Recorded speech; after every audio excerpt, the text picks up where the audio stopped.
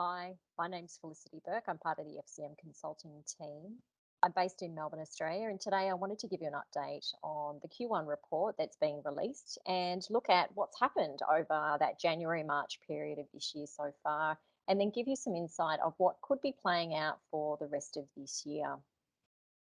So about this report, as I mentioned, it's a January to March period that we are looking at. We use data sources such as the FCM Global Data and Flight Centre Global Data. We also use Cirium aviation data as at the end of April this year. And we're also sharing with you some STR reports from Matthew Burke. Any of the numbers that we've reported are in USD, and hopefully all the other details are fairly clear in the report as we go through. When we look at corporate travel, we've really got some, six key trends that are happening. We're looking at supply chain difficulties, the disruption of supply chain, and the increase in costs in moving supply to different parts of the world in different industries. That's having a significant play on the travel industry. Sustainability is perhaps one of the number one areas of focus coming out of COVID. So over these last 2 years, it has absolutely gained momentum, and there's more conversation happening nowadays with corporate customers around how do they integrate sustainability into their travel program. And the third element is obviously the geopolitical situation that we have in Ukraine and Russia. And we'll talk a little bit about that in a moment. What has been encouraging is this first quarter, we've seen more and more borders opening. The ability to travel longer haul flights is absolutely there, and the forecast for the remainder of this year is making the globe, the regional travel, quite substantial and quite busy. So it's great to see some recovery there. When we look at recovery, we know even just from an FCM perspective that we're 80% back to pre-COVID levels. So corporates are definitely traveling again. The fifth element here is starting to look at fuel surcharges. It started to emerge at the end of last year, and we are absolutely at an all-time high right now in the cost, the barrel costs. That will have a play-on effect with the airfares that our people and travellers are booking, and we'll talk about that as well. And then finally, traveller trends. So we've seen quite a significant shift of traveller trends during COVID over the last 2 years. And as we start to move and have the confidence to travel more nowadays, there are some new traveller trends starting to emerge, and we'll talk to those. The report just focuses initially just in a little bit more detail around some of those elements that I just spoke to. So the traveller trends, we've seen this first quarter and for the last 12 months, a lot of credits being used to rebook travel again. That's prevented some travellers from being able to use the online booking tool because of the way that the ticket is constructed or the way that the airline needs to, have that credit amount reutilised for a ticket. What's been encouraging is first quarter of this year, there's an 8 percentage point increase in online booking tools usage across the globe. So that's, we're starting to see OBT usage starting to climb back to pre-COVID levels, which is really great. Some efficiency there for everyone. Advanced bookings for the first quarter of this year, it's on average globally 18 days. So that's a 7-day increase to this same quarter last year. Again, what we're seeing is people opting for more planning around their journeys this year and starting to go longer haul international flights, which again, you need to book early to get the seats and the fares that you're after. Obviously, as I mentioned before, Ukraine-Russia situation, that's having a significant impact on flight paths. It's increasing flying time, sometimes up to 3 hours, depending on the route. And it's also increasing the operating costs for the airlines. It's utilising more fuel because it's further flying time. There's additional staffing that's needed, and also the turnaround times at airports has been impacted as well. So it's quite just, in that airline space alone, quite a significant shift that is playing out at the moment. And as I mentioned before, fuel surcharges are coming in. In some situations, they now represent 30% of an airline ticket. And that's what we're seeing across, the US to Europe. So, hopefully fuel prices do start to go down. We know a lot of the airlines are waiting for the barrel price to reduce so that when they go to lock in fuel and hedging for the next 12 months, 2 years, that they're doing it at a lower rate than that 160 that we can see in the report. The other trends that we're seeing, as I mentioned before, borders opening, which is really, really exciting. To have markets like Australia that were closed for 2 years. We're now seeing the UK removing, PCR testing before you arrive. China borders are still closed for international travellers, and it's likely we won't see those open until 2023. And the US domestic, some flights is already masks off. So every country is moving at a different pace, but we're all sort of tending to move all in the same right direction of opening up for travel again. Supply chain, I mentioned here simply just around airlines, hotels and car rentals. It goes beyond just the travel industry when we talk about supply chain challenges, but it's causing an increase in costs and a substantial, in some situations, a substantial difficulty in stock and supply of certain goods and services. There are staff shortages, right across those three categories of airlines, hotels, and car rental. We'll talk about those in a little bit. Sustainability, as I mentioned, we've documented here sort of our top 5 areas of focus that corporates are looking at when integrating that sustainability into their travel program, their buying and their policies as well. And I think finally here, the innovation. So there's been a lot of TMCs such as FCM who have invested in technology and system changes over these last 2 years to help lift and bring greater efficiency to the traveller experience. So we're seeing, a lot of travellers, once they start travelling nowadays, they need to have global mobile roaming on. They need to have push alerts and communication, giving them updates on what's happening with borders and health and all those additional things that weren't necessarily a hot focus pre-COVID. So innovation really is now starting to play out. When we look just at the airlines, we're sort of seeing that Q1 was that restart again. We've had a few stops and starts with air travel globally, different variations of the COVID virus causing us to stop again and then slowly resume. So this Q1 has been one of those elements of, resuming. I'll take you through some graphs in a moment. But essentially, if we look at the full calendar year of 2022, we are likely to only be 12% off pre-COVID levels of returning, which is really exciting. And North America are leading the charge. Again, it's their changes in policy and approaches really opening up their market very quickly means that as a region, they're going to be one of the first ones back to pre-COVID levels and going beyond that. Airfares, we'll look at the top 20 O&D or origin and destination airlines. There's been quite a significant shift in prices, both up and down, all to do with trying to stimulate travellers back into the air again, which we've seen in Australia as an example. But then transatlantic between the Americas and Europe, we're starting to see airfares really climb up there as well. And again, the demand is quite high coming into their summer, which is the middle of this year. To be sustainable, when we look at the airlines, they are leading the charge. They're, investing in biofuels, removing single-use plastics, etc. It's all of these elements that our corporate customers are wanting to implement into their travel program. So as I mentioned before, this year is looking like the year that we return to near pre-COVID levels. So we're comparing this year to 2019. The orange dotted line is simply just a representation of the forward forecast for the remainder of this year.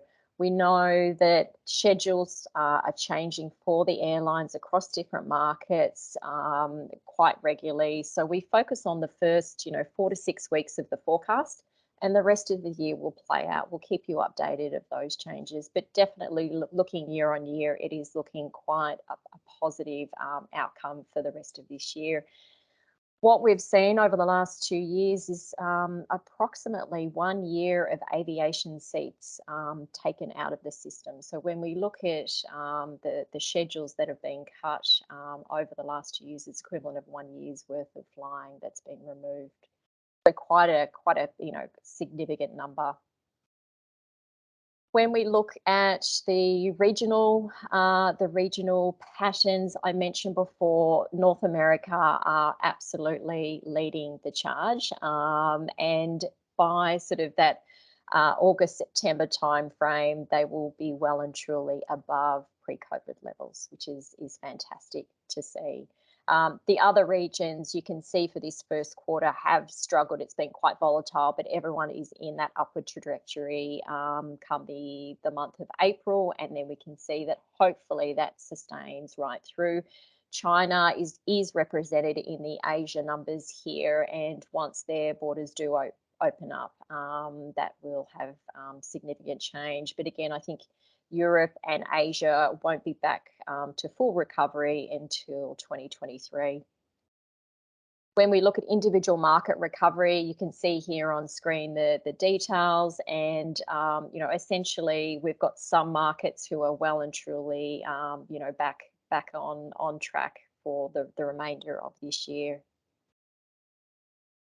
Looking at our top corporate airlines, you can see here the American Airlines. So those 3 carriers of Delta, United, and American are well and truly back on track. And this is a representation of just the first half of 2022 versus the first half of 2019.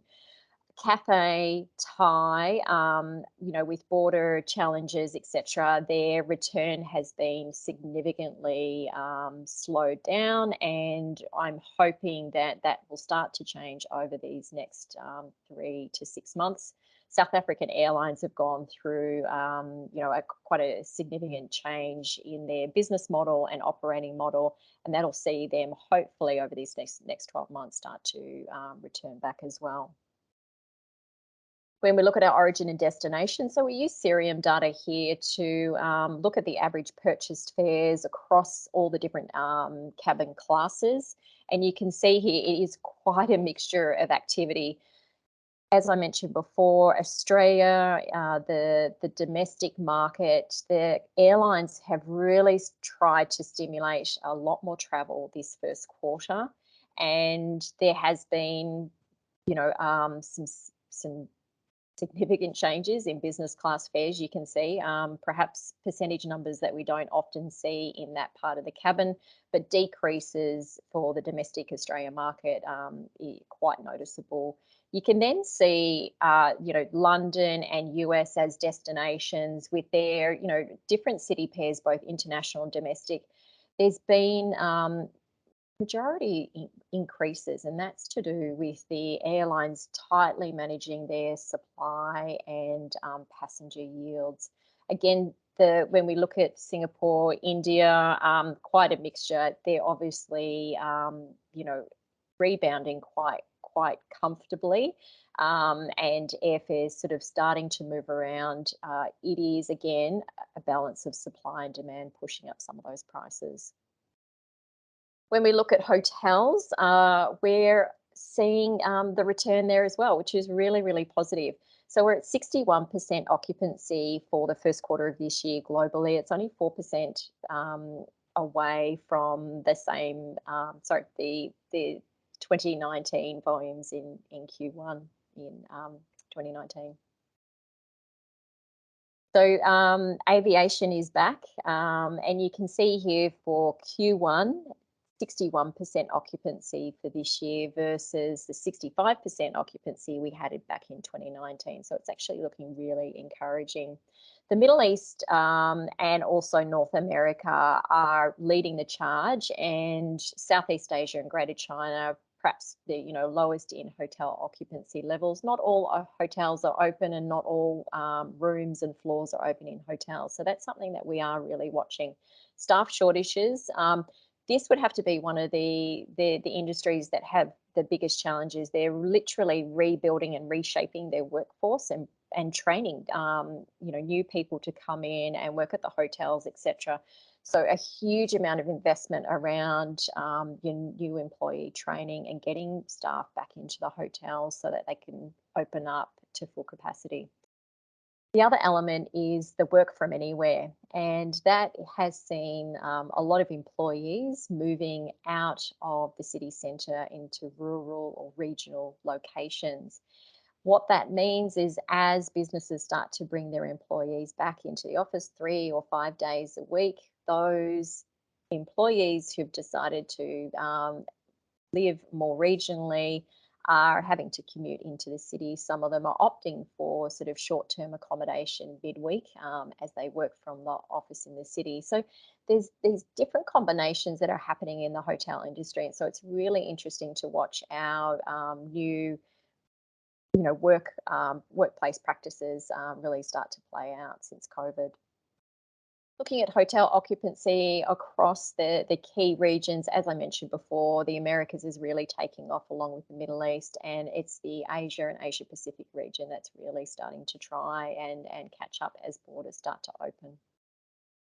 When we look at the average room rates that have been booked across the Americas, you can see that there is quite a significant number of key locations and major cities that have seen rate increases. Across Latin America, again, some equalisation happening across some of those locations where the rate has started to go down. But again, we are just looking at Q4 in comparison to Q1 this year. And when we look at Asia, it is a market that has slowly been opening up. Singapore has led that charge, and again, rates are starting to climb back to pre-COVID levels. Australia and New Zealand, given the amount of domestic travel that has actually been happening over the last 2 years, some of the regional centres have remained quite healthy, but it's now the capital cities that are playing catch up, such as Melbourne and Sydney, where rates are starting to return back to normal. New Zealand is perhaps just a couple of months behind Australia in opening up and getting that traveller confidence happening and occupancy levels rising. So we would suspect come Q2 that New Zealand will be back to some level of normal again. Europe, quite a strong amount of growth for the London, and we're sort of seeing some decreases in other parts of Europe. We suspect that will change during Q2 as the summer period starts to really open up the region. That we'd suspect that and forecast that some of those rates will increase. And then Middle East Africa, again, a lot of confident travel happening, and that's just returning the occupancy, and also rates are starting to increase. Then when we look at mobility, car rental and transfer, it has absolutely been rebounding. So we're sort of seeing quite a considerable increase in average daily rates globally compared to Q1 2019. And also the door-to-door transfers, so car transfers as part of air bookings, that has also increased for this first quarter as well. So there's a lot more consolidation of the car rental and also car transfers being booked as part of the total itinerary. When we look at the road ahead for the car rental companies, there is an absolute challenge in utilising and buying new fleet. So a lot of the car hire companies are refleeting their cars. There's also challenges in the used car market. So any new cars just at all are perhaps the most difficult to obtain at the moment. So when we look at the electronic vehicles that are on order over the next 5 years, quite a significant number of orders in the pipeline, which will mean that when we look at sustainability, that car rental will be a key category moving forward for corporates to focus on, and partnering with suppliers that can offer some hybrid or electronic vehicle options. So that is the report for Q1. As we see it, the rest of this year is actually starting to look very, very promising and very bright. If you've got any questions or if you're wanting some further information, please do reach out to me and the rest of the consulting team. We're all happy to help you. Thank you and have a great day.